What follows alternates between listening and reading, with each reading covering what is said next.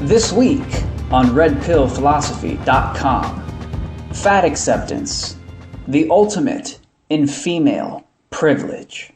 Let's be honest, fat acceptance is a mostly female phenomenon. I have never seen a male plus-size model or fat acceptance advocate. Do they exist? I'm sure, but are they the majority? Probably not. I've never seen them.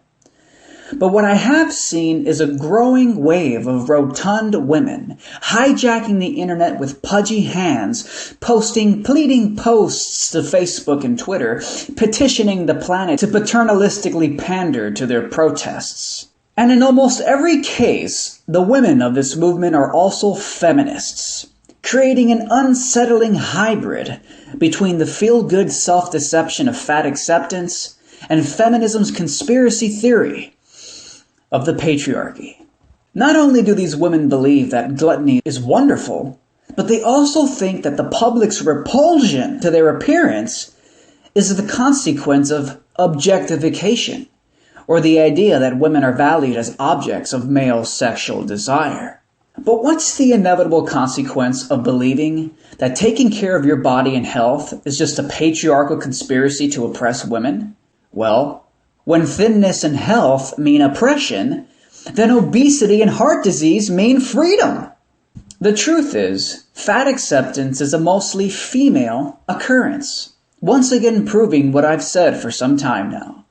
Women, historically, have always gotten first dibs on the right to complain. Because if a man cries, he's called a pussy. Because if a man shows weakness, he's told to man up. But when a woman cries, collective civilizations throughout history have felt the non-gender equality impulse to sweep in and save the damsel in distress, not only excusing women's emotional weakness, but essentially condoning it as part of their nature. And hey, maybe being more inclined to emotions is part of women's nature. And if that's the case, then the most feminist thing to do is acknowledge and accept this, rather than deny it and tell women they need to repress their nature and try to be like men. The truth is, fat acceptance and feminism go hand in hand and feed right into each other. Which is why it's no surprise that in this feminist age, fat acceptance is on the rise. Although you might think fat acceptance is just a body-positive movement about self-esteem, the truth is it's intimately linked to feminism.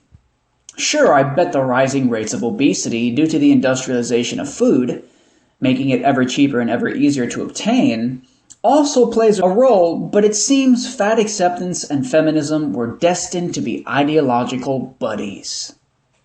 Because at the core of both of these movements are two essential common threads: victimhood and entitlement.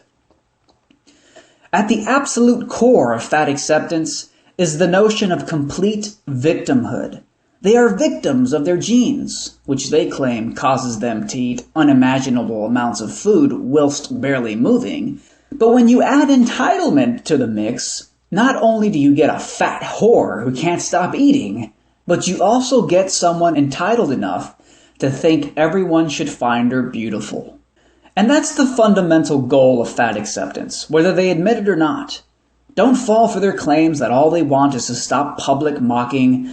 No, they also want you to love them for their fatness.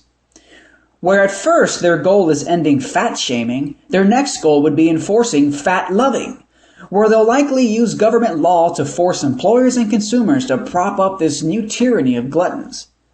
They've already tried to end fat discrimination in the workplace, with obese people, mostly women, claiming they're being discriminated against when employers prefer to hire a thin, healthy worker rather than a pool of grease.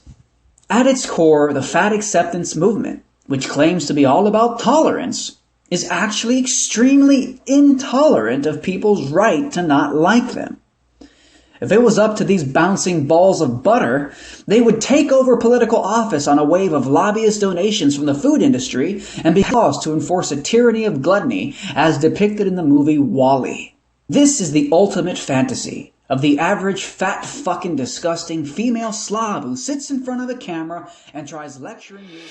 Alright guys, and if you want to read the rest of this article, the link to my website and the article is in the description below. Click it, read it, it's a good one. Later. That's not very traditional, and I think that a man should really pay for the first date. Fuck that. We're splitting the bill.